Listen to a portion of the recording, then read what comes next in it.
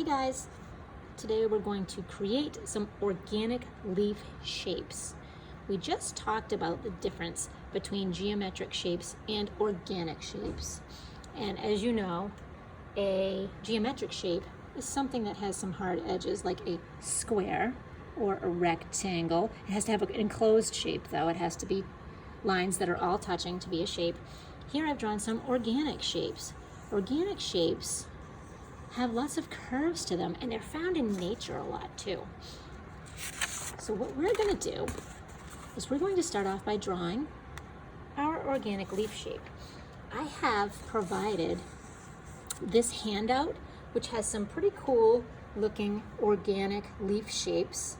They're not perfectly symmetrical, as you can see, but they're definitely got some nice curves going on. This one has several leaves. This one's probably the simplest one, so if you think that drawing leaves is not your thing, maybe start off with this one and give that one a shot. We're going to try to make them really big.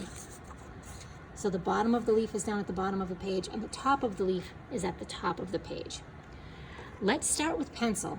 So if we make a mistake, we can erase it.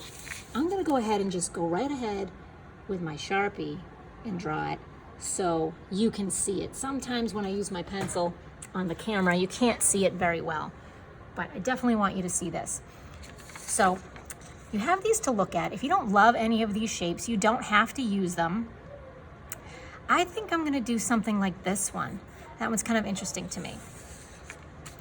So I need to basically double the size of this.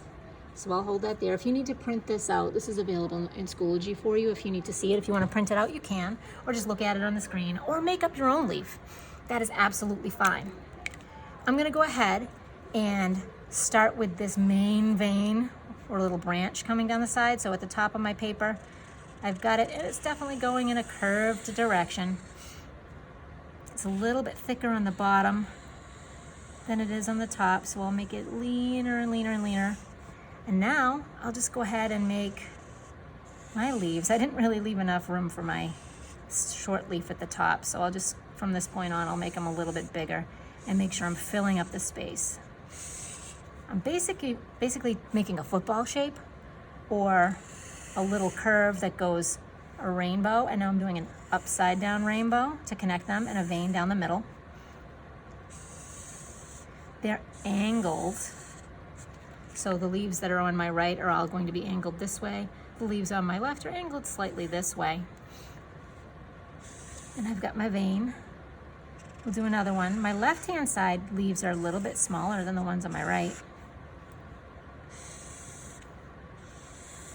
But I'm filling up the page.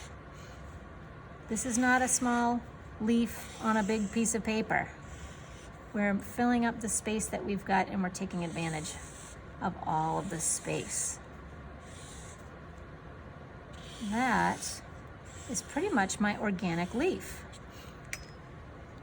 Looks decent. I've got a good amount of space behind it, but still, this is taking up most of the space, which is what I wanted to do.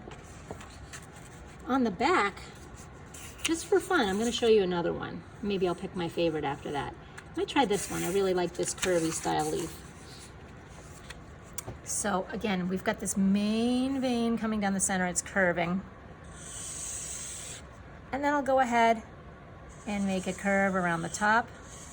A curve, just some wavy lines. This one's pretty easy. It's fun if you get into it too. Go ahead and make my stem there. And then this one, a wave and a wave. Don't be super concerned about making it the same on both sides. In nature, things usually are not the same on both sides. I'll make a couple little veins kind of coming up into each leaf section. We're only going to need one leaf. So if you want to practice a couple of them, pick your favorite. So this one's pretty good. That one's pretty good. I don't know what one I'm going to use. I'm going to decide next class which one I'm going to use.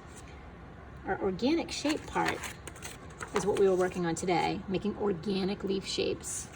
Next time I see you, we're going to be using warm and cool colors to fill in our leaf.